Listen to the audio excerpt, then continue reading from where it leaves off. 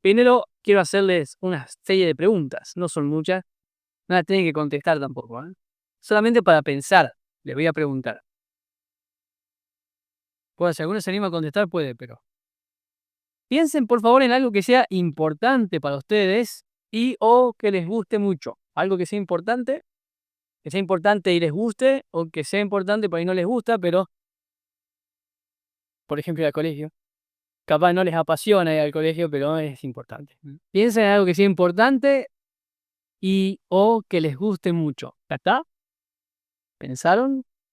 Puede ser tomar mate, no tomar mate, seas apurada, me refiero a cuando uno se sienta tranquilo, con tiempo, no sé si les pasa que a veces el mejor mate sale cuando no tenemos tiempo para tomarlo. A mí me ocurre eso a veces. Digo, sentarnos tranquilo a tomar mate, 1 o 2 termos, disfrutar, pasear con la familia, salir a la costanera, sobre todo sin los chicos, cónyuge. No, en serio, tener un momento de matrimonio, dormir, ¿te gusta mucho? Bueno, ahora por favor piensen cuánto tiempo le dedican o cuál es el tiempo que le dedican a eso, que es importante y que les gusta mucho.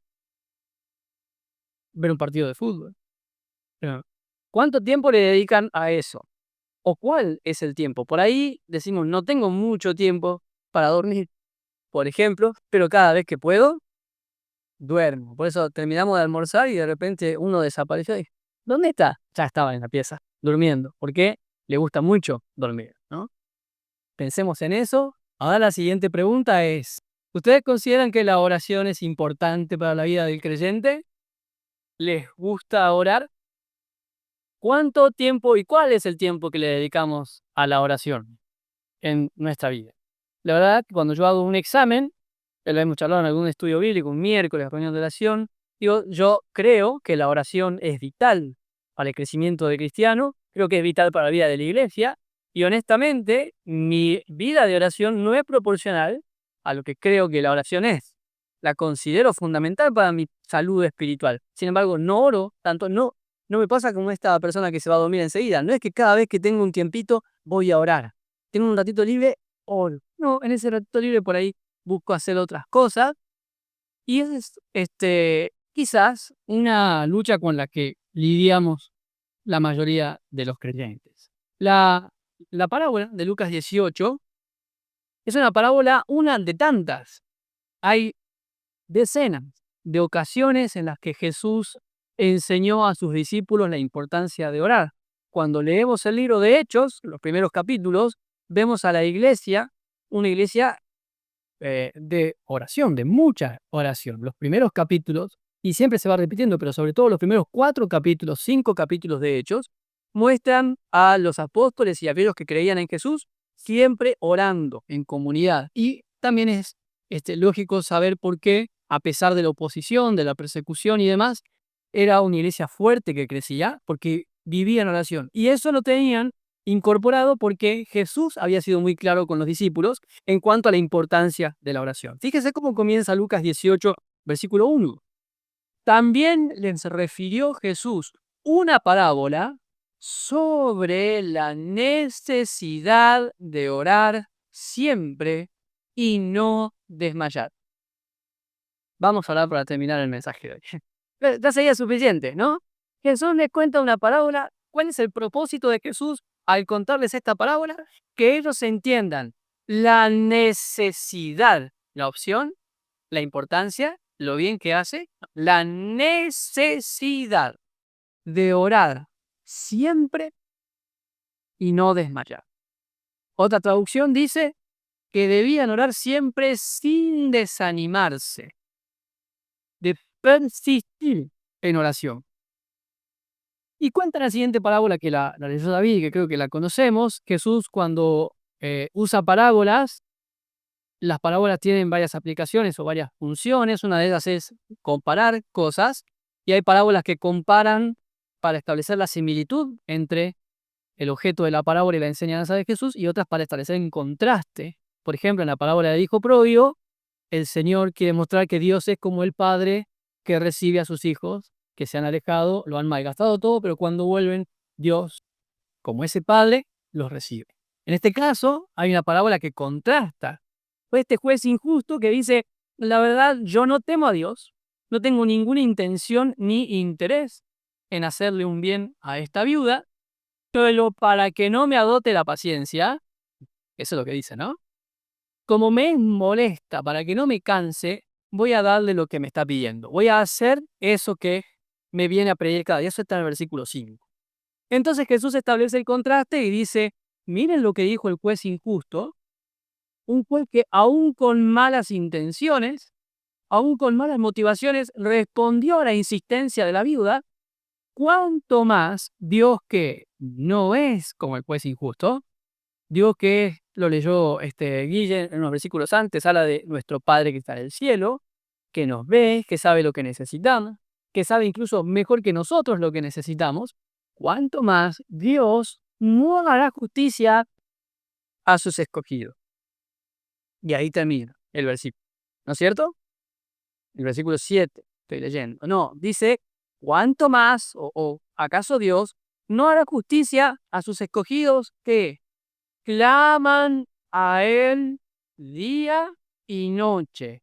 Y claro, ¿por qué dice eso Jesús? Porque al principio ya lo dijo. La parábola es para enseñar la importancia, la necesidad de orar siempre, sin desanimarse. Entonces el Señor hará justicia a aquellos que claman a Él día y noche. Y como en esta parábola, muchas veces el Señor establece que la calidad de la oración también se mide por el tiempo que pasamos orando. Nosotros a veces traemos una herencia que decimos las oraciones no tienen que ser largas para ser buenas.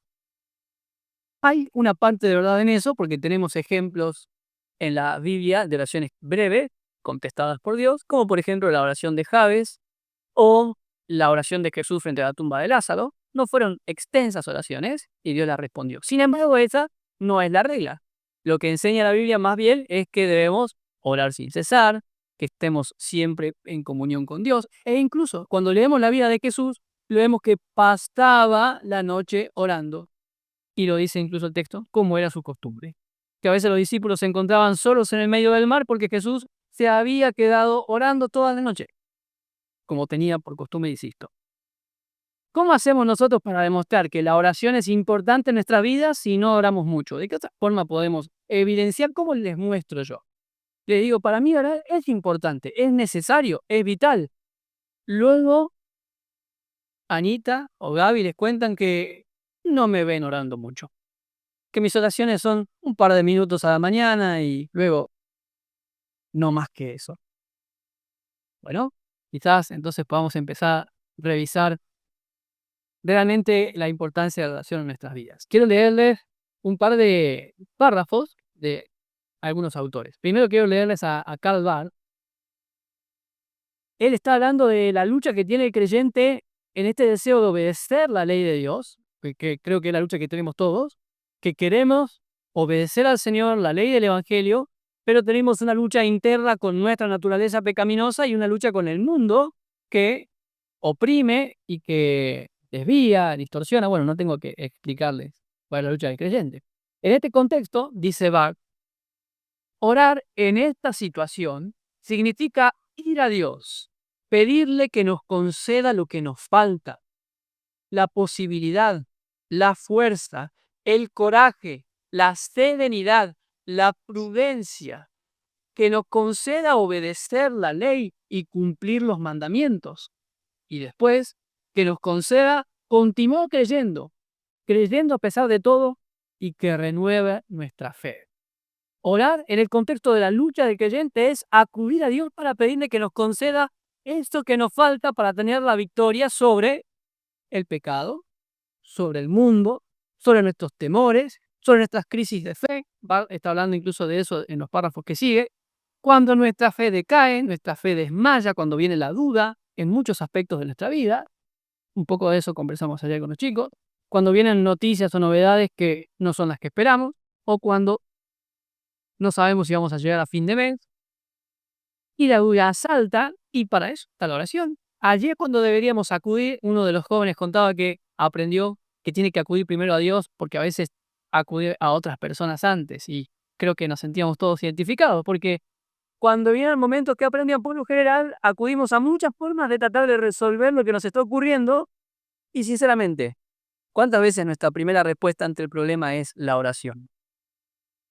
¿Cuántas veces? La primera respuesta ha sido, voy a orar, pero orar como enseña la palabra, ¿no? Insistentemente, no me molesten, hoy no voy a almorzar, voy a ir a mi cuarto y voy a estar una hora, lo que necesite, para estar con el Señor y confiar en Él, abrirle mi corazón. Tengo cosas que decidir y son importantes y quiero incluir al Señor en estas decisiones importantes. El catecismo de Heidelberg, que es, bueno, como todos los catecismos, un resumen de la doctrina cristiana, compuesto en Alemania, en el párrafo 116 dice, la oración es la parte más importante de la gratitud que Dios requiere de nosotros. Lo voy a volver a decir. La oración es la parte más importante de la gratitud que Dios requiere de nosotros. También porque Dios da su gracia y su Espíritu Santo solo a aquellos que oran continuamente y que gimen internamente, pidiéndole a Dios estos dones y dándole gracias a Dios por ellos. El Señor da sus dones, da su gracia, solo, interesante descripción, solo a aquellos que oran continuamente y que gimen internamente, pidiéndole a Dios estos dones. O sea, su gracia, su espíritu, su fortaleza. La oración es la parte más importante de la gratitud que Dios requiere de nosotros. Y así podríamos seguir leyendo cómo no solo en la vida, sino en la historia, la Iglesia ha reconocido que la oración es fundamental. Es más, una vez estábamos en una congregación de visita, habíamos sido de invitados porque venía un pastor de otro lugar a predicar, entonces fuimos a acompañar. No me acuerdo qué predicó el pastor, pero sí me acuerdo de una cosa que dijo en aquella oportunidad. Dijo, ¿quieren saber cuál es la fortaleza de una congregación? Miren sus reuniones de oración. Luego, en el transcurso del tiempo, fuimos viendo que efectivamente muchas iglesias trabajan dura y arduamente en muchos proyectos, que no digo que esté mal, que por lo general tenemos la idea de que la reunión del domingo es como el clímax de la vida cristiana, entonces por lo general trabajamos para eso, pero cuando evaluamos las reuniones de oración de las congregaciones en las que a veces hemos trabajado, bueno, por lo general el porcentaje de participación es muy inferior al 10% de la membresía. Si tienen, no sé, 300 miembros, no suele haber 30 personas en una reunión de oración. Y así también lo podríamos aplicar en la vida de creyente. ¿Queremos ver la fortaleza del creyente? Bueno, habría que ver la vida de oración. Entonces, creo que queda establecido la necesidad de orar siempre. ¿Por qué? Porque nuestra vida espiritual se fundamenta sobre 3 columnas. La oración es una de esas. Nuestra vida espiritual depende de la oración. Es muy difícil sostenernos. Probablemente ustedes puedan contar o pensar en experiencias o en testimonios que les hayan ocurrido, tal vez incurrir en algún pecado y cuando eso pasa miro hacia atrás y digo, la verdad es que claro, no he estado orando como debía. Me debilité espiritualmente. Por eso, en la tentación, no tuve la fortaleza para resistir. Y esa es alguna decisión que después de unos meses digo, ay, mira qué metida de pata, decidí creyendo, bueno, anoche también mencionamos eso, engañoso es el corazón, ¿no? Pensamos que era el Señor, no era, y cuando miro hacia atrás digo, claro, es que en realidad no estaba orando como debía estas semanas, estos meses, mi debilidad espiritual me llevó a tomar malas decisiones. Entonces el Señor le dijo a sus discípulos, por eso es necesario orar siempre, constantemente, apasionadamente. Y a la pregunta que le da título al mensaje de hoy, ¿por qué orar? Esta respuesta debería ser suficiente, porque la Escritura lo manda, porque el Señor lo enseña, porque es un mandato y porque es algo que nos hace bien. Pero vamos a desglosar eso último en nuestra edificación espiritual en 3 razones prácticas, concretas, cotidianas, de por qué orar. En primer lugar, aparte de porque Dios lo manda, en primer lugar porque orar ordena mis prioridades y mi perspectiva de las cosas. Quiero que me acompañen, por favor, rápidamente, si quieren, si no pueden anotarlo, a Salmo 73, No lo vamos a leer completo, pero ustedes lo pueden leer completo en su casa.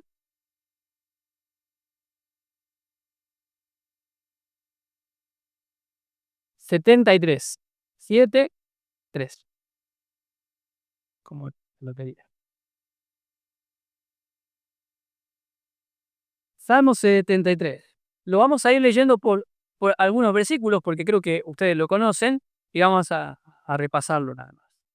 Comencemos en el versículo 1. Ciertamente es un salmo de Asaf. Asaf era un levita, hasta donde sabemos. Ciertamente es bueno Dios para con Israel, para con los limpios de corazón. En cuanto a mí, casi se deslizaron mis pies, por poco resbalaron mis pasos. ¿Por qué? Asaf, ¿por qué casi te desvías del camino? Porque tuve envidia de los arrogantes, viendo la prosperidad de los impíos. Pero el que no tienen congojas por su muerte, pues su vigor está entero. No pasan trabajo como los otros mortales, ni son azotados como los demás hombres. Por tanto, la soberbia los corona, se cubren de vestido de violencia. Hasta ahí por ahora. Sigue leyendo, si seguimos leyendo, Asaf está mirando el camino de los malos y dice, ¿cómo puede ser?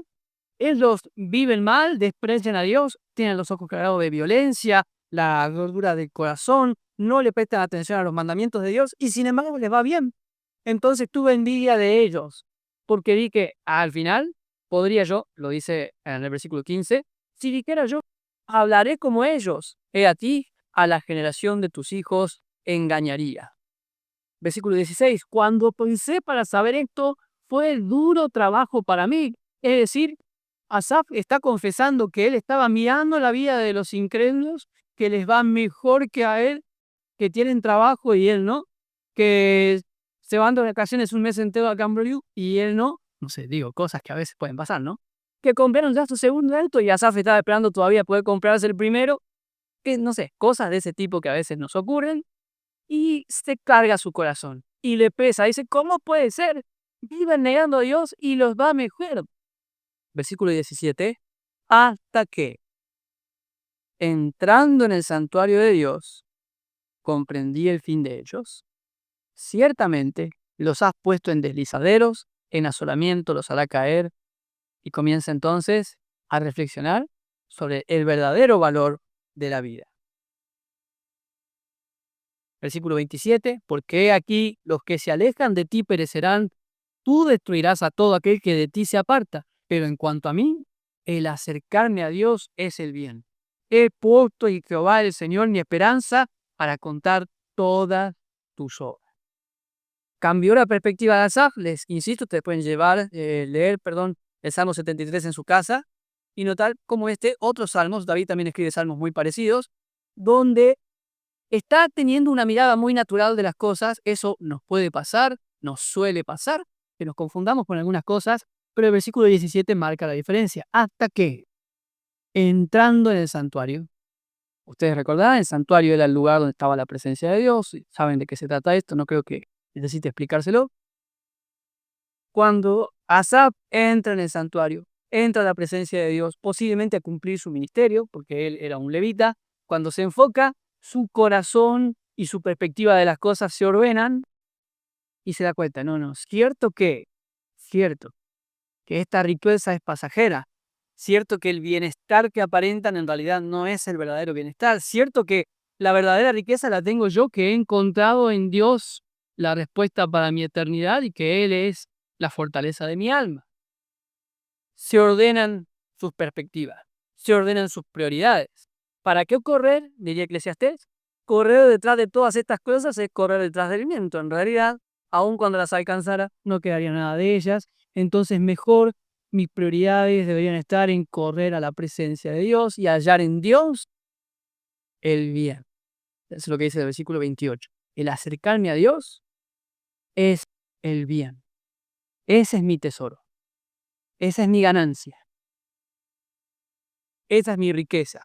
Entonces, orar, entre comillas, entrar en el santuario para nosotros, gracias a Dios, que ya no tenemos que ir a un lugar físico y llevar un animalito sangrando. Ahora nosotros podemos entrar a la presencia de Dios. ¿Cuándo? ¿Cómo?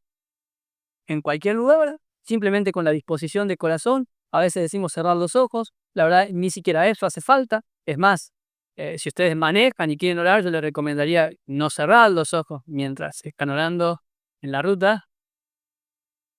Sí, pero entrar al santuario del Señor es algo que gracias al sacrificio de Cristo hoy es posible en cualquier momento, en cualquier situación. Y podemos estar con Dios. Y fíjense que Asaf es muy honesto. Sabemos que la misma oración o lo mismo que está contando en el Salmo, tenemos la seguridad de que es lo que le contó a Dios.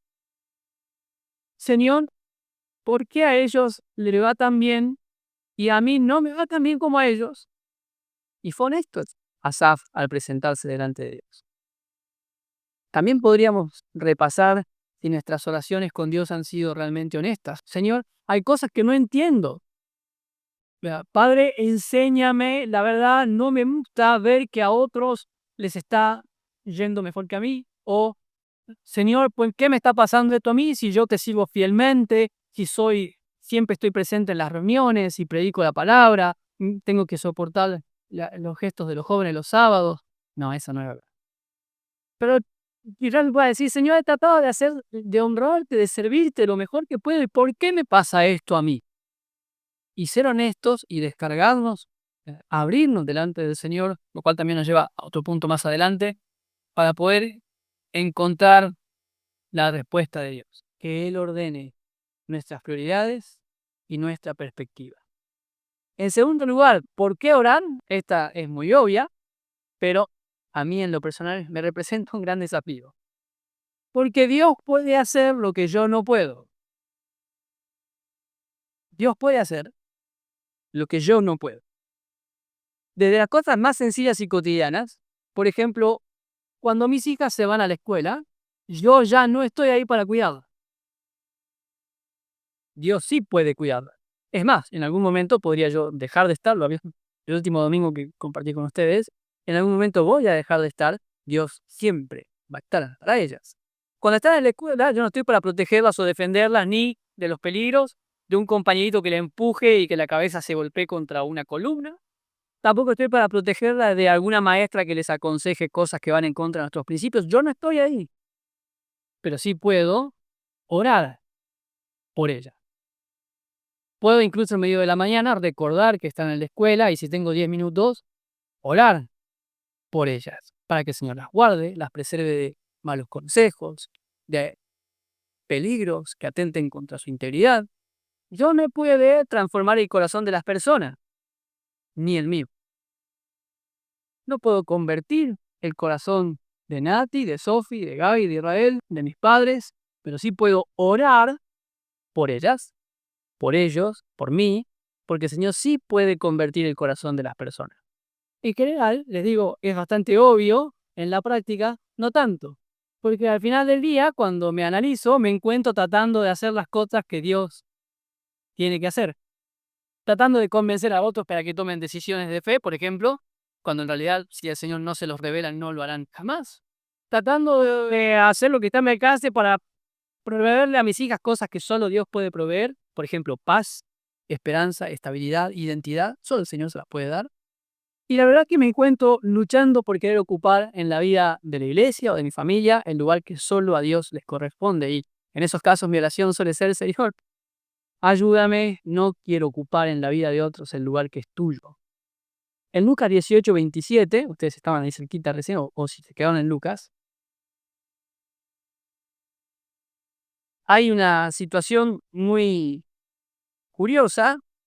Ustedes se acuerdan, el joven rico se acerca a Jesús con dudas acerca de la salvación, de su eternidad, y le plantea al Señor qué tiene que hacer para heredar la vida eterna. El Señor le dice, deshacete de todo lo que te impide seguirme, y después vení y seguime. El joven rico no está dispuesto a deshacerse de esas cosas, entonces, por lo menos en ese momento, hasta donde sabemos, no le pudo seguir. Entonces Jesús, en el versículo 24, dice, al ver Jesús que se había entristecido mucho, el joven rico dijo, cuán difícilmente entrarán en el reino de Dios los que tienen riqueza. Por supuesto, insisto, no creo que haga falta aclarar aquí que Riqueza aquí se refiere a todo aquello que le impide poner a Cristo en el primer lugar de su vida, de cuán difícilmente entrarán en el reino de Dios los que tienen riquezas. Porque es más fácil para un camello pasar un camello por el ojo de una aguja que entrar un rico en el reino de Dios. Y los que oyeron esto dijeron, ¿quién pues podrá ser salvo? Claramente todos estaban considerando que tenían algún tipo de riqueza que les impedía seguir a Jesús, ¿no? Si no, hubiesen dicho, uy, pobrecitos los ricos, pero no, estaban todas en la misma condición reconociendo de qué les hablaba Jesús. Bueno, yo no tengo bienes, pero tengo a mis hijos, que son mi riqueza, y que tal vez me impidan seguir a Cristo. No tengo bienes o hijos, pero tengo mi carrera, que es mi riqueza. Tal vez me impida eso, seguir a Jesús. El versículo 27 es la respuesta del Señor. Él les dijo, lo que es imposible para los hombres es posible para Dios. Esto que no podés hacer vos en tu fuerza, ni por vos mismo, ni por otros, es Dios quien lo puede hacer. Empezando por la salvación, me encantaría, les confieso, me gustaría mucho poder hacer algo por la salvación de otras personas. Digo, algo concreto. Les decía ayer a los chicos, me gustaría poder abrir acá el pecho, abrir el corazón de algunas personas, la mente, sacarle sus argumentos que tienen en contra del Señor y limpiar el corazón y sembrarles el Evangelio. Cierro, coso y ayudé. Son personas que amo. Me gustaría que sean salvos, pero no depende de mí. Y comenzando por la salvación, de ahí hacia abajo todo lo demás. Lo que yo no puedo hacer, Dios sí puede. Y por eso es que debo orar. Para entregarle al Señor las cosas que yo no puedo hacer. Soy responsable en lo que me concierne como pastor, como esposo, como padre, pero también tengo mis limitaciones, como hijo, como vecino, como amigo. Soy responsable de dar buen testimonio, soy responsable de hablar de Jesús abiertamente. Yo no puedo transformar el corazón de las personas. Y como eso, muchas otras cosas. No puedo generar perdón en la vida de otros. Puedo pedirles que me perdonen, pero no puedo cambiar el corazón para que lo hagan. Puedo hablarles de la palabra, pero no puedo darles paz. Eso solo el Señor lo hace. Paz acerca del presente, del futuro. ¿Cómo hago yo para darle paz a otra persona? Insisto, puedo aconsejarle, mandarle un WhatsApp, regalarle un versículo, pero la paz la produce el Señor. Dios puede hacer lo que yo no puedo y ahí es donde debo orar. En tercer lugar, ¿por qué orar? Porque Dios ordena mis prioridades y mis perspectivas, porque Dios puede hacer lo que yo no. Y en tercer lugar, porque allí en la oración, en la vida de oración, encuentro descanso, encuentro reposo, encuentro paz. Que me acompañan, por favor, a Mateo, capítulo 11, versículo 28.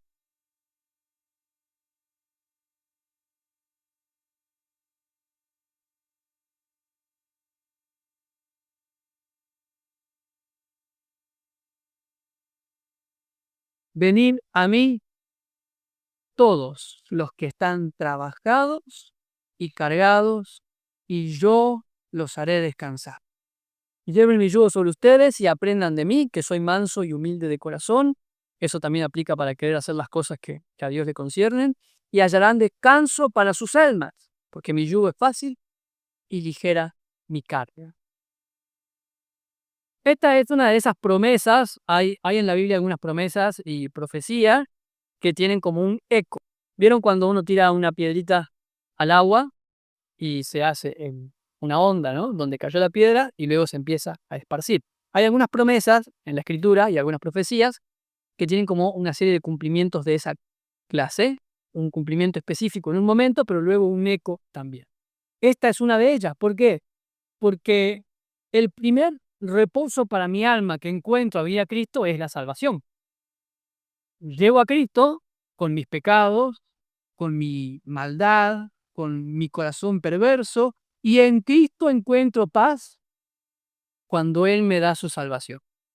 A partir de ahí comienza a ser como esta onda expansiva de la piedra en el agua, porque todas mis situaciones, mis relaciones, mis decisiones, mis pensamientos, también encuentran paz al estar en Cristo. ¿Se acuerdan lo que dice Filipenses, no? No se acuerdan lo que dice Filipenses. que por nada estemos afanosos, sino que sean conocidas nuestras necesidades, nuestras peticiones, con toda acción de gracias, además, ¿en qué? En oración y ruego. La paz de Dios, que sobrepasa todo entendimiento, guardará nuestros corazones y pensamientos en Cristo Jesús. Y una vez que yo estoy en Cristo, lo hablábamos la vez pasada con respecto a la muerte. Cuando sé que soy el objeto del amor de Dios, que Él tiene mi vida en sus manos, que yo soy su hijo y Él es mi padre, porque Él quiso salvarme, tengo la garantía de su Espíritu Santo y tantas otras razones por las cuales no debería yo temer. ¿Puedo preocuparme? Sí, es natural que me preocupe, es parte de la existencia humana. Pueden venir momentos donde el temor me asalte, también es parte de la existencia humana, pero vivir con temor o vivir con duda o vivir con desesperanza, pues eso no coincide con la fe que el Señor nos enseña en su palabra. Entonces dice el Señor, vengan a mí todos los que están trabajados y cargados, y yo les haré descansar. Eso ya lo encontré cuando lo acepté, pero ahora que ya conozco a Jesús y que quiero seguirlo, todavía tengo el desafío de cada día ir al Señor con mis cargas y dejárselas a Él. Despojarme de ese peso y confiar en el Señor. Y que Él me dé descanso para mi alma. Cuando nos íbamos a casar y teníamos que tomar decisiones al respecto, ¿no? Y hay preocupaciones. ¿Se acuerdan ustedes cuando se iban a casar? ¿No tenían preocupaciones? Sí. Había, claro, no sé, puede ser, nosotros gracias al Señor ya teníamos dónde vivir, pero pudiera ser que alguien todavía no supiera. Pero sí teníamos otras preocupaciones, dudas, o cuando hay que elegir la carrera para estudiar en la universidad, o el lugar donde vamos a vivir, la provincia donde vamos a mudarnos para vivir, o cuando nos enteramos del nacimiento de nuestros hijos, ¿no tuvieron dudas cuando iban a nacer los chicos? ¿Seré buen papá? ¿Tendré lo necesario, no solamente para comprar pañales, sino para educar una persona? La vida siempre tiene momentos, desafíos que nos atacan, pero dice el Señor, vengan a mí. Cuando estás trabajado, cuando estás cargado, cuando te asalta la duda, cuando hay un peso en tu corazón, vení a mí y yo te voy a hacer descansar. Y qué lindo que es, si ustedes se pueden acordar, en esos momentos en los que hemos estado cargados, en los que teníamos alguna preocupación, oramos y dijimos, Señor, acá está. Esta es mi situación, esta es la persona, esta es la relación que me está afectando hoy, la dejo en tus manos. Y cuando el Señor nos da esa paz, qué diferente se vive, ¿no? Tranquilo, hijo, tranquila, hija, todo está en mis manos, yo me hago cargo, yo estoy en control, yo voy a orar en tu corazón, yo voy a orar en esta situación. A veces las cosas no cambian inmediatamente, por ahí no encontramos la respuesta como la esperábamos en ese momento, pero ya hubo una respuesta y es que tenemos paz del Señor. Y con paz en el corazón tenemos mejores opciones o más probabilidades de decidir bien.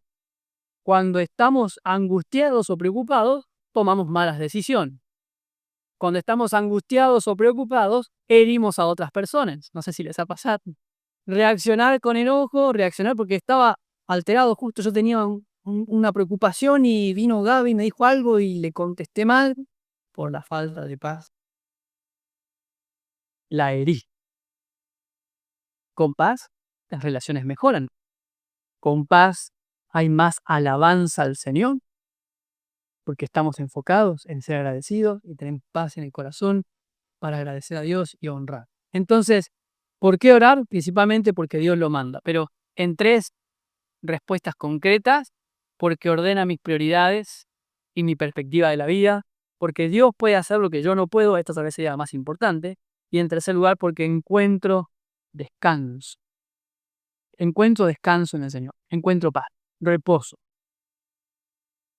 Le voy a volver a hacer entonces la pregunta que les hice al principio, de nuevo para que no me contesten. ¿Consideramos nosotros que la oración es importante en nuestra vida? ¿Y cuánto tiempo o cuál es el tiempo que le dedicamos a la oración? En este año que comienza, quizás sería, tal vez sea, una meta para proponernos crecer, mejorar en nuestra vida de oración. Tal vez tengamos que ubicarla como una prioridad, quizás no la teníamos hasta ahora como una prioridad, quizás sea para repensar eso. O tal vez habíamos pensado que con oraciones sencillas y breves alcanza y tal vez tengamos que también plantearnos una vida de oración más sólida, más arraigada, más robusta, para que nuestra fe crezca, para que nuestro carácter vaya cambiando a la imagen del Señor. Vamos a orar en este momento.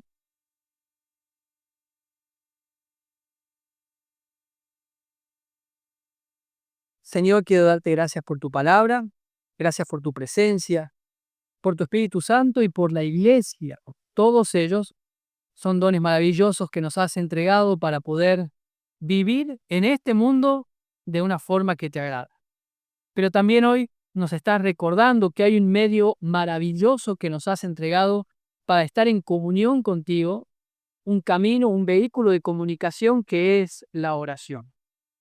Gracias, Señor, por recordarme cuán necesaria es para la vida del creyente individual y de los creyentes como comunidad.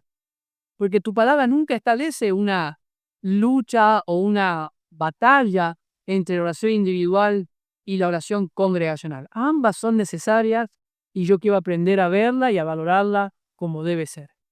Señor, cuando tus discípulos se acercaron a pedirte, enséñanos a orar, lo primero que le dijiste, entren en su cuarto, cierren la puerta y oren a Dios en lo secreto. Señor, ayúdame a crear en mi vida el hábito del tiempo de oración. Que yo pueda separar en mi agenda cada día unos buenos minutos para no pensar en nadie más, para no correr detrás de los desafíos de la vida, ahora que se van a reiniciar las actividades, las preocupaciones, las obligaciones, nos empiezan a empujar, hay que llegar a horario, hay que cumplir, hay que pagar, hay que hacer, y me olvide de dedicarte tiempo de calidad. No quiero caer en esa trampa, quiero que seas lo primero, el último en mi vida, en mi día, darte tiempo porque te amo y porque siempre que uno ama a alguien, le dedica tiempo.